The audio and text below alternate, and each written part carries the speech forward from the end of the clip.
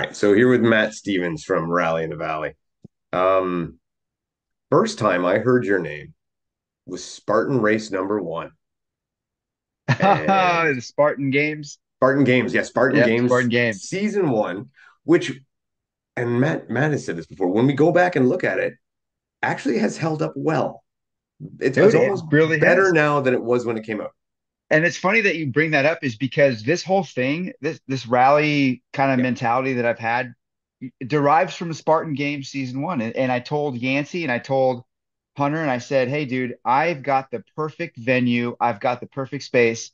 Help me make this happen." And both of them were like, "Nope." Long story short, both of them were like, "Nope." It wasn't like an immediate no. It was just, it's like a "Let complete me go get fuck back to you." yourself. No way. Yeah, it was like this whole thing. It was a couple years, went by, and they're like, finally, like, nah, man. And then now Austin's doing his thing with Hunter, Hunter's doing his thing with Austin, which I'm funny is I'm a part of that as well. And then I kind of Yeah, ventured off, did my own thing. Yancey's, went full out with Deca. So, oh, and by the way, congrats on your what do we call it, a yeah. promotion or I, that's I don't know what awesome, you call man. it. It can't be a promotion because I wasn't involved before. Yeah. So Yeah, well, whatever you want to call it, congrats on that. That's awesome, thank dude. you, I think the sport really needs that. DECA really needs that, and thank you. it's good things coming from that, hopefully. So, Yeah, but and yeah, no, man. so I remember we say there, and yeah, and that's kind of it was. You're right. That was kind of the birth of some of these, and I've actually coined them. Well, take away CrossFit, right? Like because CrossFit is what it is, but I kind of lump it into the same thing of these multi-event fitness competitions, right? And that's kind of Yeah, what I've been calling them because just to decipher them from other things. And that one was yeah, that was kind of the first one that I saw or that a lot of us probably came to, and you were involved with and then you went from there and then you mentioned like battle bunker with Austin and Hunter and yeah, then and you can correct me if I'm wrong but didn't you get into that when they had like they were doing the pipeline and didn't you yeah, didn't they get you to officiate and essentially race director I don't know what your exact role was but for one of those yeah. and to be from the outside looking in you made a large difference. Yeah, thanks for that, man. And I think that was kind of the deal is that I step in and just kind of help them because from an event standpoint, like Hunter has been to a lot of events. Let's not lie. He's been to the CrossFit Games. He was with Spartan since God knows when, Yeah, and he just didn't run an event. no, He did the OCR stars, but that was online, and that doesn't really count because he didn't really have to do much for it. I mean, he it was a did, but he shit show didn't. anyway.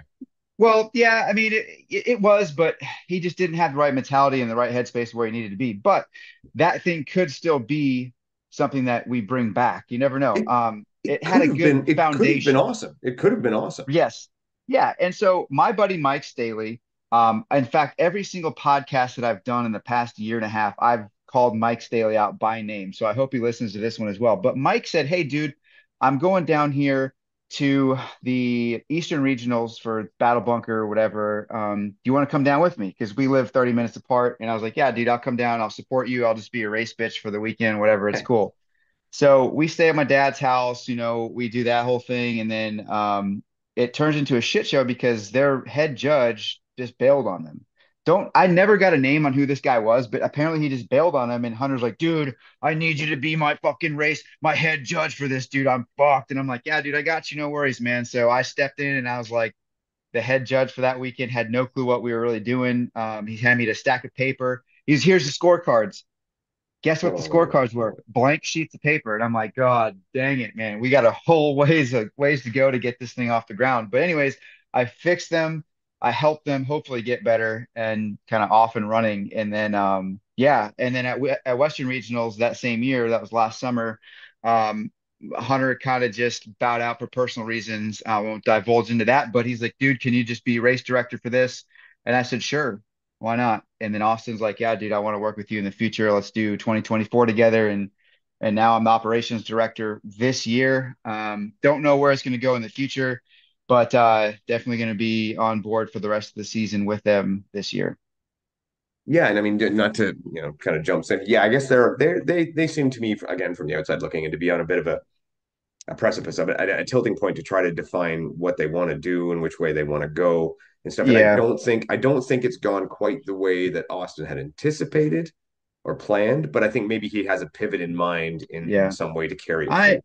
I sure hope so. And I don't want to like get into like what my future role is with them, Yeah, but I foresee that bit at the beginning of time. Let's rewind 2 years ago. Like I saw that rally was like this stepping stone of how to get to the HybridCon games because the idea of HybridCon, hybrid conditioning, makes Yep. sense, right? But when you look at it, it's like, but HybridCon kind of like is what it is now. It's different than what I envisioned it being 2 years ago. So now I almost look at it like HybridCon is a stepping stone to get to Rally, and that's I think Rally is a better uh, I guess, definition of what hybrid fitness is. It's a little mix of everything, right? You have outdoors, you have field day, you have a grit day, same thing that they do. You have, pool workouts or a swim element, you have a water element, you have trail running. It's CrossFit meets hybrid meets OCR, the whole shebang, right? So it's kind of this deal where, yeah, I don't know if those two will meet in the middle or if they'll go their separate ways, but I guess we'll find out in 2025. So I guess like the reason I mentioned Spartan Games, I mentioned, and you brought up OCR stars and this and HyperCon is I think that your experience with these guys, and you can correct me if I'm wrong, and getting ready to do Rally in the Valley and prepare for it, gave you such a leg up on understanding almost what not to do. So not only Yeah, not just what to do, but what not to do. And I yeah, mean, I think back when you were saying there, Hunter handed you a scorecard, and it was a blank sheet. And quite frankly, from what I remember Hunter had some of the most complicated scoring systems going. So I can't imagine what that would be like to try to get it from a yeah. blank sheet. So from these things, what did you bring over? And we're gonna get to Rally and Valley right now. Is what did you bring over from there that made it so that you could make Rally in the Valley make sense? Well, for one, like I learned a whole great deal. I wasn't a top athlete at the Spartan game. So I wasn't going to I say that. yeah, I mean I wasn't dude. I mean, I was just kind of there at the right moment to be thrown in that whole mix. And yeah, dude, I like to divulge into like athletics or whatever, but I had no business being there, right? As an athlete. But so I made really good friends with Mike Morris. You remember Mike Morris from Spartan Yeah, days? yeah, That man taught me so much yeah. about behind the scenes of running an event between the scoring, the timing, the just event management. So I owe all my success to Mike Morris, realistically. I pulled a lot of what he had taught me into rally, time management, athlete management, and a lot of this goes back to my military roots too. So I've been in the military for 20 years and I'm a SEER specialist. So as a SEER specialist, you take 8 guys in the middle of the woods and teach them about survival, right? Yeah. So it's called CRM, crew resource management. So what are you going to do with the time that you have with these 8 individuals? Same thing goes into race directing. What am I going to do with the volunteers that I have and the athletes that have signed up with the time and space and equipment that I have allotted to me? And that's what you plan off of. So all of those three things encompassing into what I bring into rally, I think is where it all comes from. And then I have my wife on the other hand that kind of keeps me leveled as far as like, all right, here's your ideas way up here in the sky. Let's bring those down just a little bit and then we'll meet in the middle somewhere. So all four of those things kind of what makes rally special and what makes rally successful in a sense. I get a lot of respect for that because I mean, I have dreams of hosting events in my head all the time. And I've finally just within this year come to the realization that I'm not that guy. I can do those, like I've been a foreman and run construction sites and all that stuff, and I can resource management and all that stuff like that. But the planning and race directing of an event is so much more than that, so much more than building the event itself. But Oh when you're yeah. getting into venues and It, insurance and yep. publicity and all that stuff, and there's so much that I'm like, nope, I'm out. I just suck at that It's shit. And it's a year more than a year out. So when we started Friday Night Lights this past year for Rally 24, I had already been like 3 weeks deep into planning for 25. So the overlap that much to where I'm getting this process going. And that's another reason why I think we're successful is because we spend so much time honing these workouts in, an idea in my head on a piece of paper, actually doing them, going through, getting the venue squared away, getting the people involved and getting all these assets, to be where they need to be. That's another reason we take a whole year to hone this in. People are like, why don't you do 2 or 3 rallies a year? That's why, because I don't want to water down what we have honed in so much. no, I think it's good. I think the one a year is great. I mean, I get where people want you to have two or three a year because maybe they can't make that date or whatever and Yeah. stuff like that. But no, you got to keep it special. Yeah, I know I was looking for a better word than special, but not elitist, Special but or like, you gotta keep it so that it means something, yeah, so that it's and not watered down. It's look, just man, if I did three a year, I'd open up signups and I'd still be trying to fill those slots. I have mm, one a year. I open up signups and I sell out in 46 seconds. That's what happened. You know what I mean? So yeah.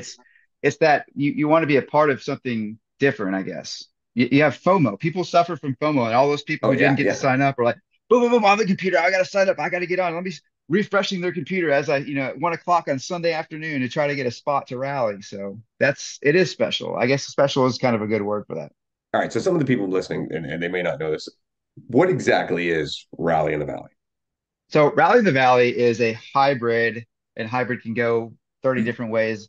Competition that entails trail running, water element, barbell movements. So CrossFit meets kind of this hybrid field day, grit day event. And back in the day, my whole goal, my whole intentions was to create a local competition that we can kind of pull out the most fit person in the valley. So we live in a valley. Hurricane, West Virginia sits in a valley between Huntington, where Marshall University is, and Charleston, which is the capital city of West Virginia. And I wanted to pull out some of the major, just four gyms that kind of run along the valley there. Ours, with Shotfire Fitness, CrossFit Barbersville, CrossFit 304, and CrossFit West Virginia are the four gyms that kind of go there. So I was throwing it out there. Hey, let's have four competitions per year. Each gym basically has a competition every quarter, and then we'll pull out and then have this huge, like, mass event at the end of the year. Well, it got nowhere. Nobody wanted to do it. Nobody wanted to put the time and effort into putting on a competition, which I understand it takes a lot. So my buddy Luke at CrossFit Barbersville is like, hey, dude, I'll help you out with whatever you need. I just don't want to mix what I've got going on in the CrossFit space with all that because it's a lot logistically. So he's like, whatever you need, man, I got you. I'll help you. Equipment, Hmm. personnel, whatever. So that's kind of where it started. And then the first year, that's all we had was like local people from like Ohio, West Virginia, Virginia, and Caitlin and Brad Pullins came up from North Carolina. So that was like year one. And then it just blossomed from there. Second year, I got Lauren Weeks and Meg Jacoby to come out, which was huge for us. This past year, I got Carly to sign up. She couldn't make it due to like some career moves that she's got going on, but it just blossomed. It kind of blew up overnight almost. And that's kind of where we're at now. And the thing about this is, and maybe I'll ask you this question and let you define it a little bit more. What differs you from a CrossFit competition? I think what differs us from a CrossFit competition is that in CrossFit, it's just three or four workouts per day, and it's barbell movements. It's an AMRAP. It's you kind of know what you're getting at. It's depending on the domain that you're focusing in on, you know what you're attacking. This is like a multi-dimensional kind of athletic look at what we can throw at an athlete to determine who's overall the most fit person. So I like the way Austin says it the best. And he says, hybrid conditioning. It's different than a Metcon or metabolic conditioning, which is CrossFit and what's CrossFit derived from. So it's like you have this anything kind of thrown at you, sandbags, running, all encompassing into one event. So I think that's kind of what the long answer of what I think that is. And you guys, and we'll get into the some of the events you did, or then do you call each one an event or a test, or I have no Yeah, idea what you want to. I struggle with That's a that, tough man. So one. It really is. if you can come up with a word that describes the event, because the event overall is like the event. Rally is the Yes, event, right? exactly. But like jaunt, iteration, I don't know. There's so many different words that we can use, but yeah, let's call them events, different events within the Yeah, event. like, and that's why I said when I kind of label them a multi-event fitness competition, Yeah. is kind of the way I did. I got to admit, I liked Crossword's word of tests. I thought that Yep. was okay, but even they didn't stick with it. But because they used it, now it's gone. You can't do it. It sucks. Yeah. So, Yeah. but yeah, I like the multi-event fitness cup. So we'll go through some of the events you had at the competition. But and this is the one thing, and this is the thing, and I mean, I've expressed to you this. I'm not fond of this, but a lot of people are. People don't exactly know what they're getting into when they go. Right? You Yep. got surprises, you got different stuff, you got stuff that's definitely outside the box thinking. And like I said, we'll run through that when you go through some of the Yeah. events from 2024.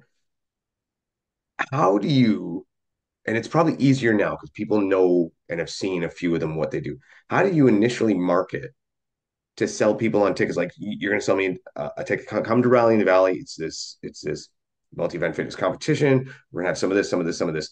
How do I know? that it's within my skill set, right? Because I don't want to go to a CrossFit competition because I'm not Yeah. doing squat snatches. I'm not doing Yeah. stuff like that. How did you cross that bridge of the unknown becoming too intimidating?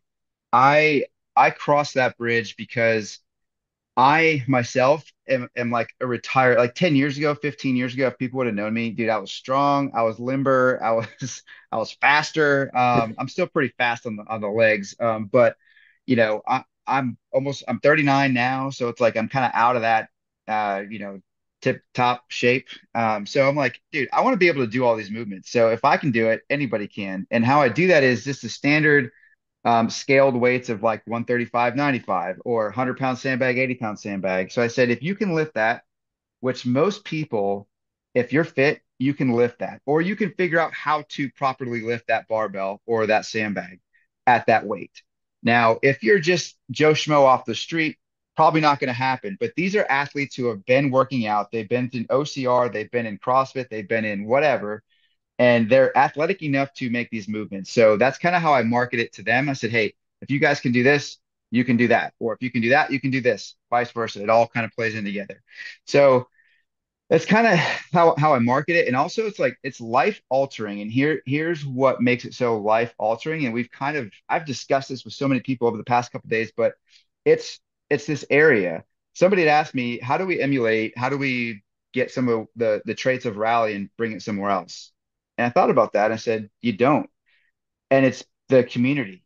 It's the community that drives this and helps me out. If I didn't have the community that I have or the gym members that I have, it wouldn't happen. It wouldn't happen without my wife. It wouldn't happen without Lori and Dana working the scoring. It wouldn't happen without, all my judges. It wouldn't happen with Luke Franzen. I had to borrow probably 10% of the equipment from Luke up the street. Like it doesn't happen. So like it's life changing in the fact that we've had five people in the past year, so two competitions, say that Rally in the Valley changed their life.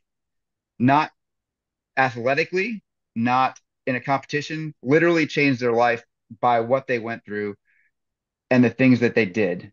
So I can give examples if you want examples, but there's one in particular that I always tell the story of, and it always sticks out to me. That's an individual last summer was basically like, I was depressed since 2020. I haven't really gotten to do things that I've gotten to do in the past, and it's really gotten down on me. I've gotten out of shape. And I saw your event through the Go Ruck channels and being a GRT and all that. And I said, what the hell? I'm going to do it. I'm going to do it for my family and my kids, show them that I can still do this thing as a dad and as an athlete. And got so down in the dumps that he was like, I literally wouldn't be on this earth right now if it wasn't for Rally. Rally kept me in the game and it kept me going, and I came, and it was the best weekend of my life. So that's just one story of the many that we've had in the past year and 2 years. So we had two more this year that were just life changing moments that these individuals had. Like I read a couple on Shan's podcast the other day, and I mean it was just, dude, it's crazy. It's awesome. And people want Wow. that. People want to experience that. The whole, and I want to call it like even a competitive fitness industry, like that we're all in that we're all doing this stuff. And it's amazing how often, like you say, how many stories of that has changed my life, saved my life, did this.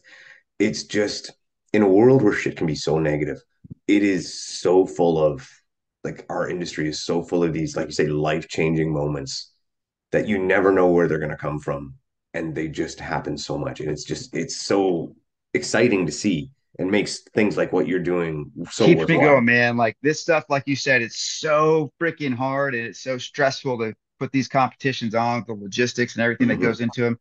And every year I say, this is the last time I'm doing this. This is it. Yeah. And then something like this happens. Somebody comes up to me with a story or, a life-changing moment. And I'm like, we're doing it again. 2025 is happening. Let's go. Yeah. Yeah. So it's every year it happens, man. All right, so let's talk a little bit about this year. And like you say, you got these top-notch athletes, and you get them all down to West Virginia, and you decide the best thing to do is have them spit in a bucket. Yeah, man. So this was nasal breathing, right? So it looked terrible. Like the photos were like Brian Pickett got to hand it to him. Excellent photographer. But the photos just like if you didn't know what was going on, you're like, what in the world is happening? These are these people throwing up? Like what is going on? So like I wanted to throw a different element that nobody's really done. Go Ruck Games did it year two. They did nasal breathing and basically like they did it on the beach. You had to carry water in your mouth and put it in a bucket, whatever. So I was like, I want to do that same thing. I want to test these athletes and see how they do with it.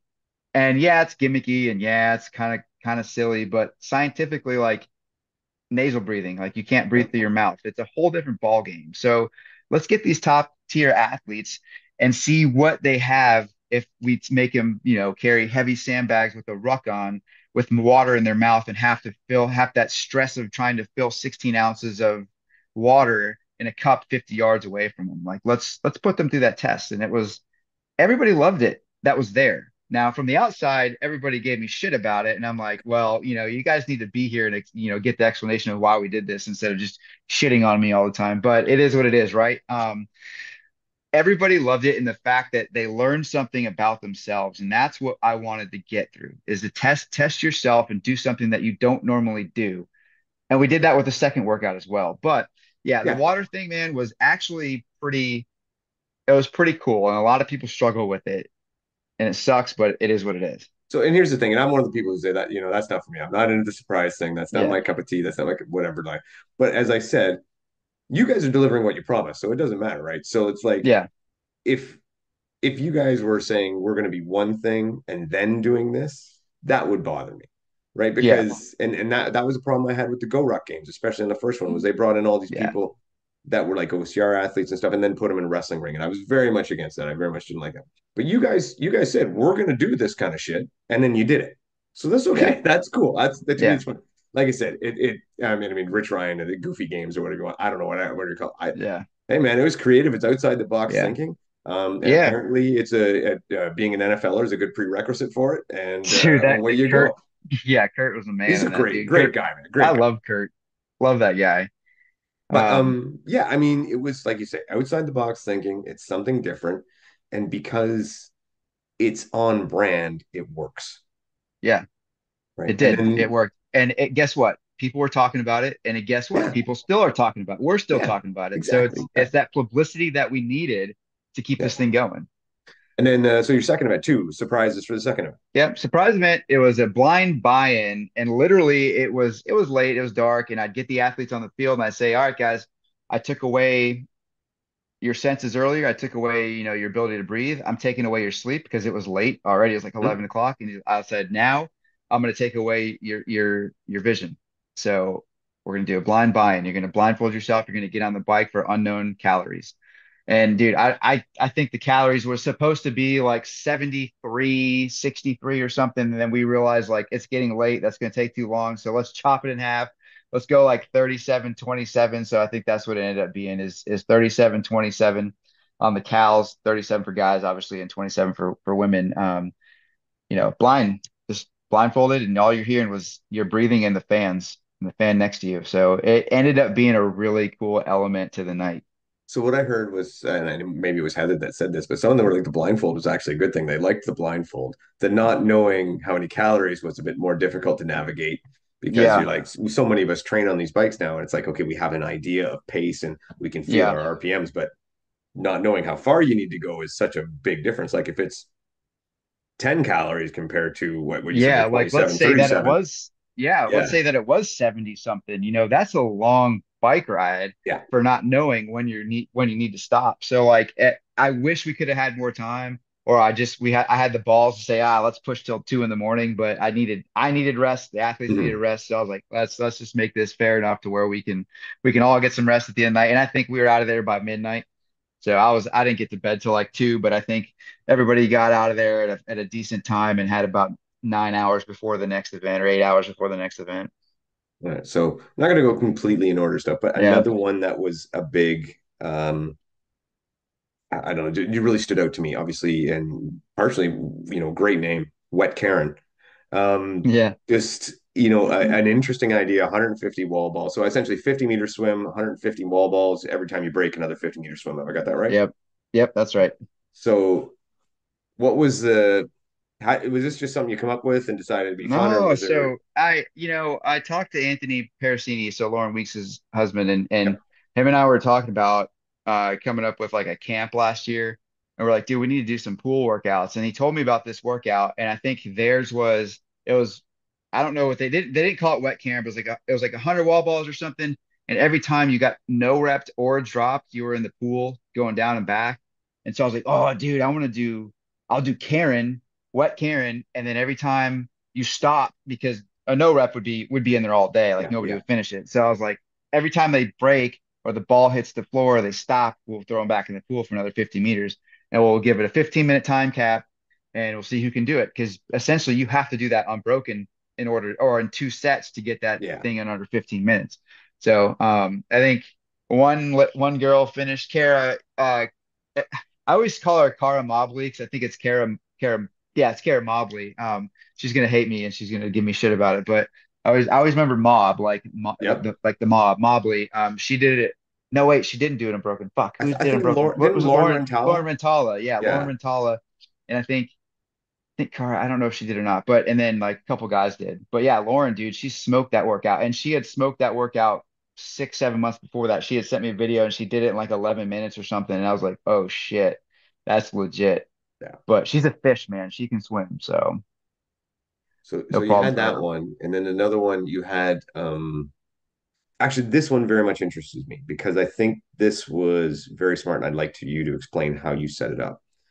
When I talked about before about some of these events being somewhat intimidating for someone to enter who maybe, is good at fitness, but not so much at technical lifting barbells and stuff. So, example, myself, not a good barbell guy. I might be strong, but I'm not a good barbell guy. I do not have that skill set.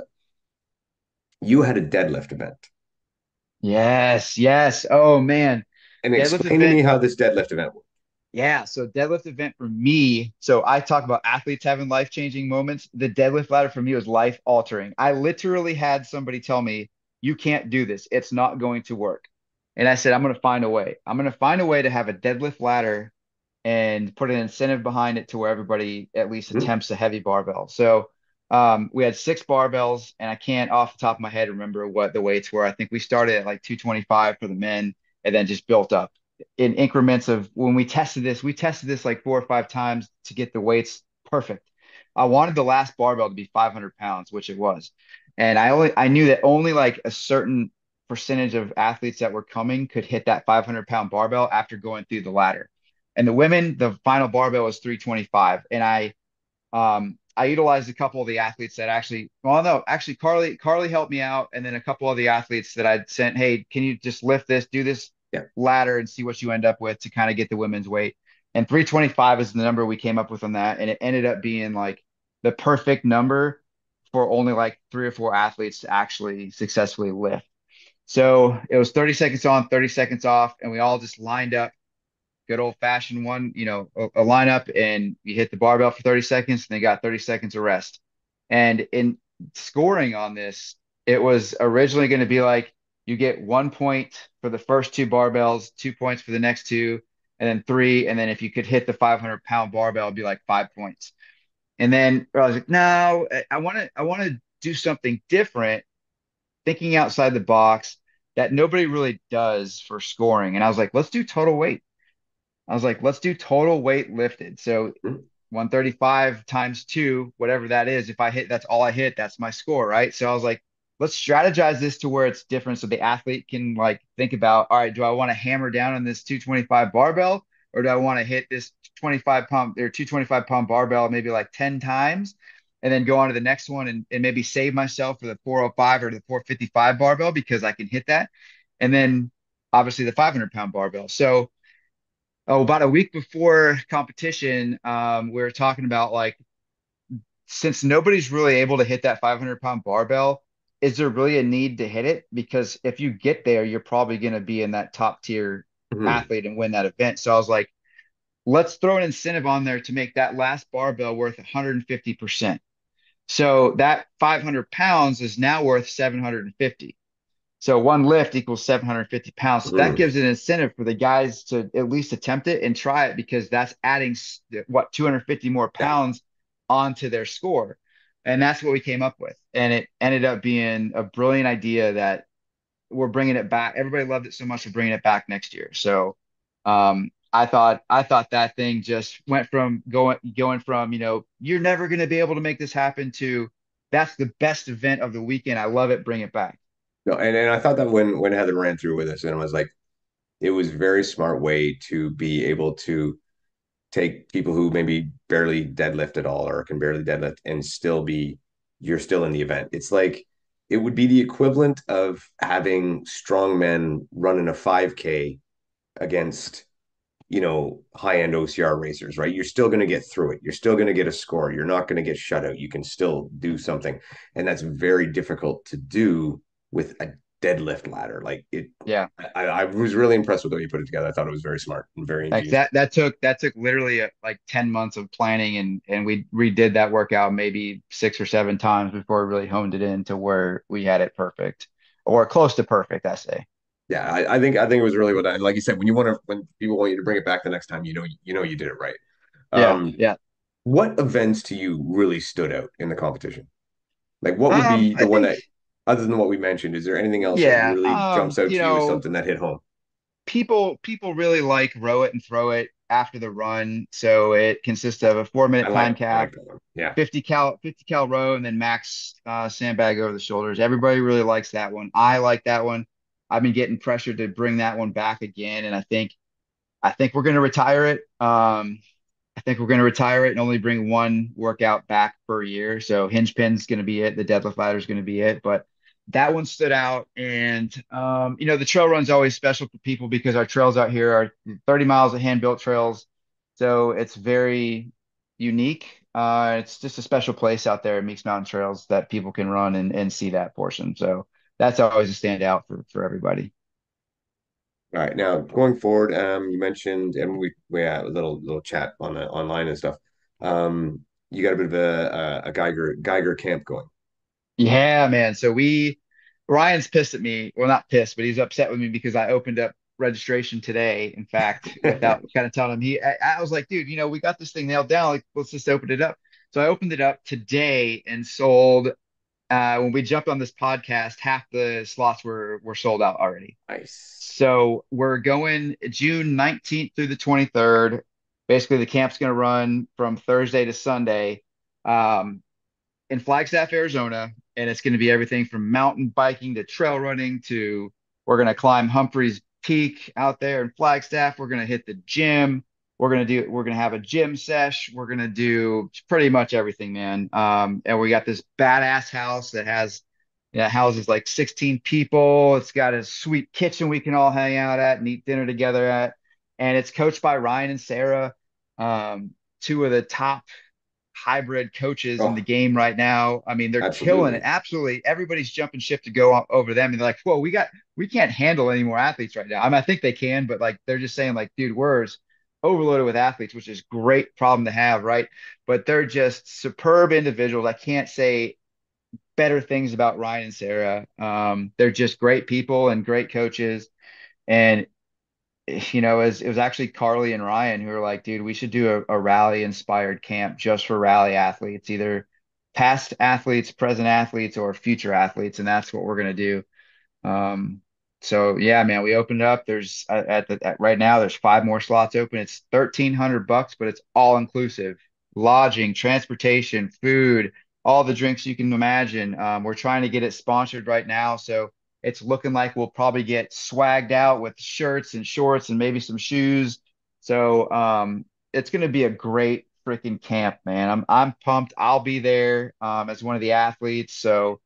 I'm super pumped to see what Ryan and his team can bring, man. These camps seem to be something that's growing in popularity. That's really Yeah, people are starting to take a like to like. It's almost like this fitness holiday, like you go away for yeah, a week and you just train your ass off with a good group of people and yeah. It's an again, investment, dude. life-changing It's experiences. yeah, yeah, dude. It's expensive though. I mean, but you got to think, dude. You're putting that's you're getting coached like on everything. It's a small group. We're limiting it to basically 9 people. If I show up, it's 10 people. So like if I give up my spot, it's a very small percentage of people who are going there. So it's basically like almost like a one-on-one type of coaching. Like you're going to get coached pretty heavily. in whatever you're doing. So, um, yeah, dude, I'm pumped. More information coming and flowing from Ryan on that in the next couple weeks, and hopefully we fill this roster up here quickly. But yeah, it's gonna be a great time. All right, and so moving forward to next year and stuff, you mentioned your relationship with Pickett and THR, and Yeah, how man. that's going to Just play just forward.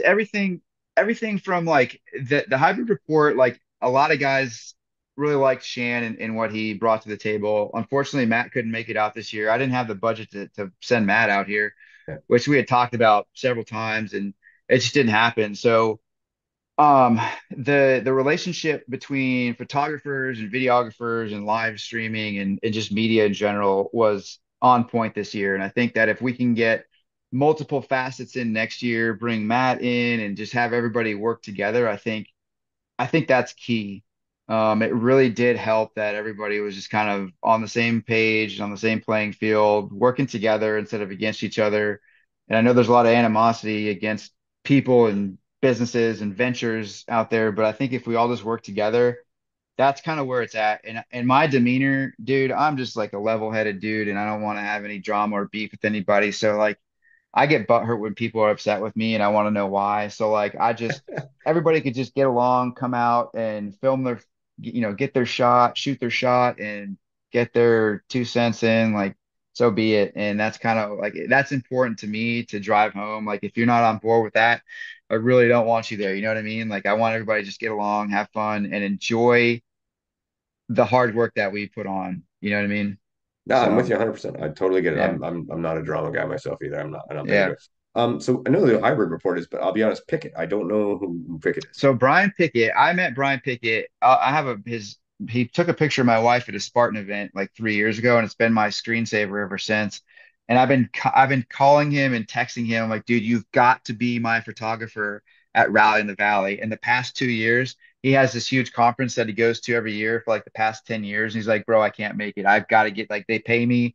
I've done it for 10 years. I can't make it. He's like, you got to do this on a weekend that I can be there. So literally, I planned Rally this past year around his schedule so he Oh, could be there. And wow. I mean, you've seen the photos that he's taken. This guy is like magazine worthy photos, and he just captures the moment to me in the perfect sense. Like I'm a photo guy. I love looking at photos, and every single photo that he takes is like tells a story, and it's awesome. So yeah, Brian Pickett Photography on Instagram is his handle, and he just takes phenomenal photos. And he's my guy, man. He's my dude, and if he can make it, he's there. So Awesome.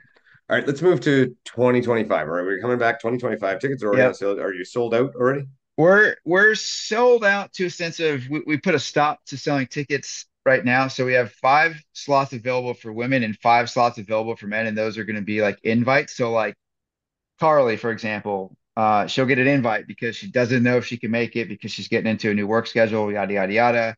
Lauren Weeks, Meg Jacoby, those types of people will get invites, right? They don't have to worry about trying to log in and sign up because they're kind of like that invite type of athlete. On the guys' side, we got Dylan Miraglia. I think he's already signed up though. His brother Michael, obviously, we Yep. want some of those guys to be able to come out. I want Hunter to come out, man. Hunter, stop talking shit, and just put your money where your mouth is. Come and compete with these guys.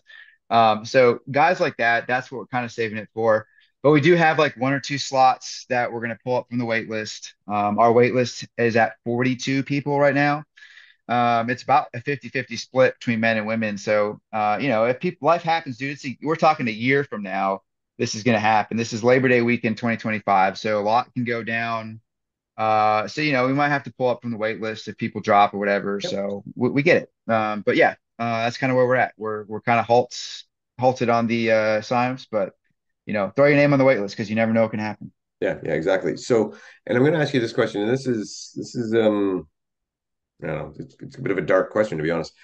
But in programming for 2025, you already started programming before 2024 happened.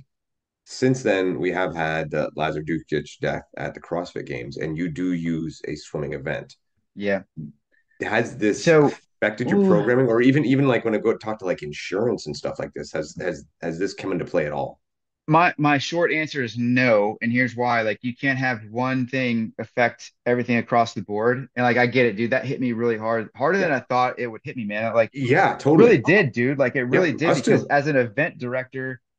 and a coordinator, I'm like, holy shit, there were so many different things that they should have done differently that I would have done differently Mhm. and that I do with the Hypercon games. Hypercon games has an open water swim Yep. in a couple weeks. So like I'm adamant on those guys. Like you guys need to have the safety standards in place for this to occur. But so the short answer for me is no, because I I'm not going to change one thing that happened. Dude, Mhm. 15 people die every year doing an Ironman.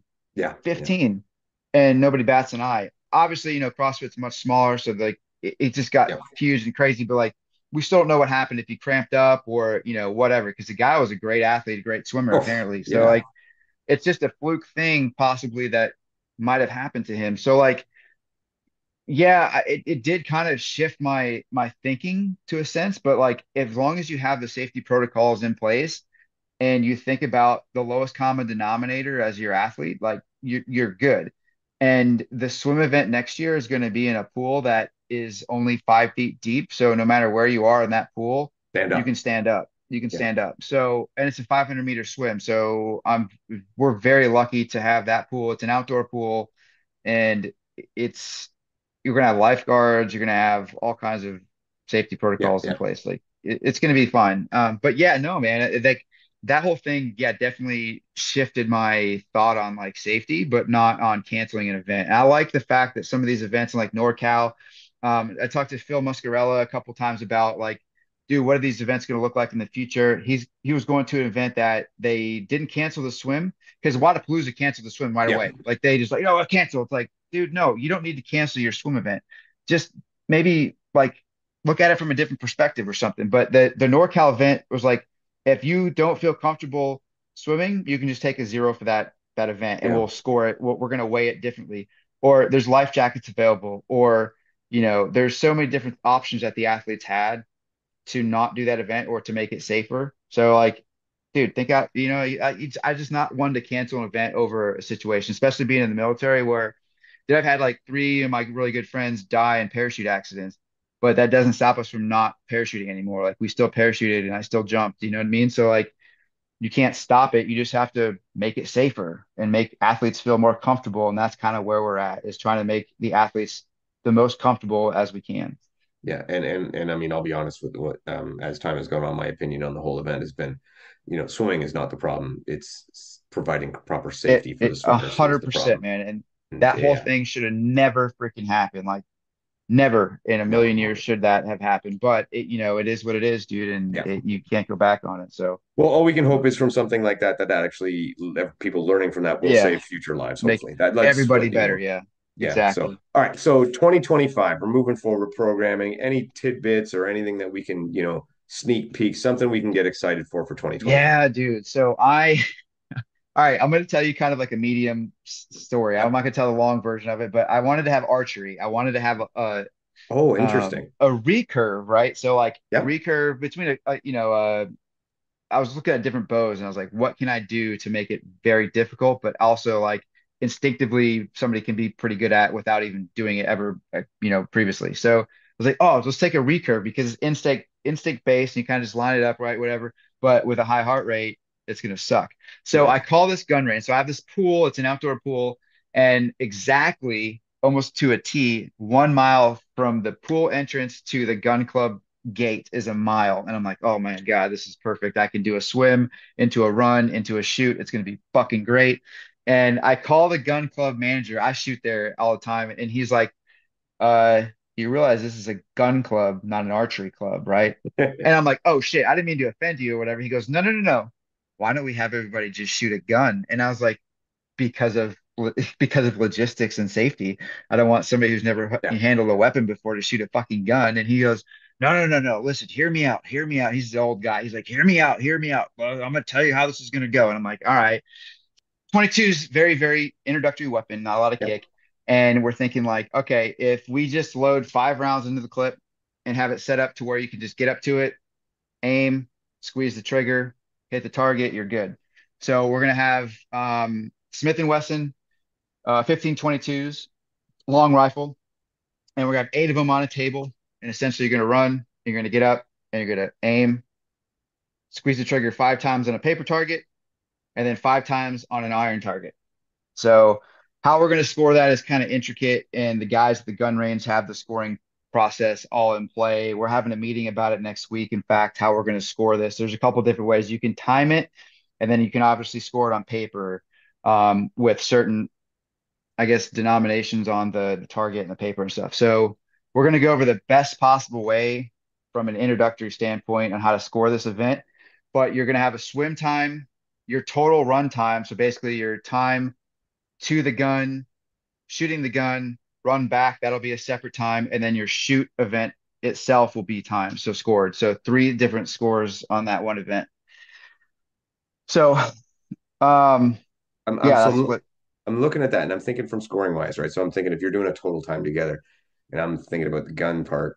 So your run and your swim time, that's easy, your time overall, but you get to the gun. So at this point, I would think in my head, two options would be one, a, how long it takes you to acquire a certain amount of points, or two, a certain amount of points takes time off your overall time for the run. So if it took you, say you yeah, gave people three minutes to do their shooting, and they get 30 points, that deducts 30 seconds from their overall time. yeah, you could do it So that way so too. so And one they of had those two talked, things is what jumps out to me at first. yeah, they had talked about doing something like that as well. So we're going to run through it and kind of just see what works best because you want to dwindle down that shoot window because you don't want to have somebody rest and have their heart rate go down Mm-hmm. and then shoot. You want to have them shoot when they're winded. Think about like tactical games. And A I la didn't want to like biathlon. bring yeah, and I didn't want to bring like tactical games kind of esque into this, but and it's not. I mean, it's going to be very simple, and Yeah. all it is your eyes on a target, you're shooting at a target, and then you move on. So it's not like gun heavy, whatever. But I want people to get that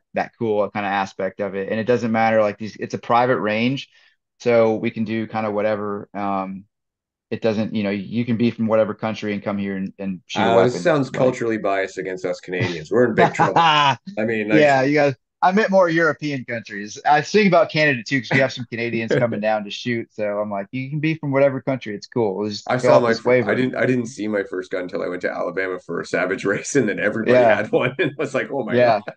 Yeah, oh yeah, everybody's got them in West Virginia too. But let's see. So we got that event, and then Hinge Pin's back, and then the trail run is going to be. I don't think I announced this the other night on Shan's podcast, so this is the first time that's I'm publicly talking about this.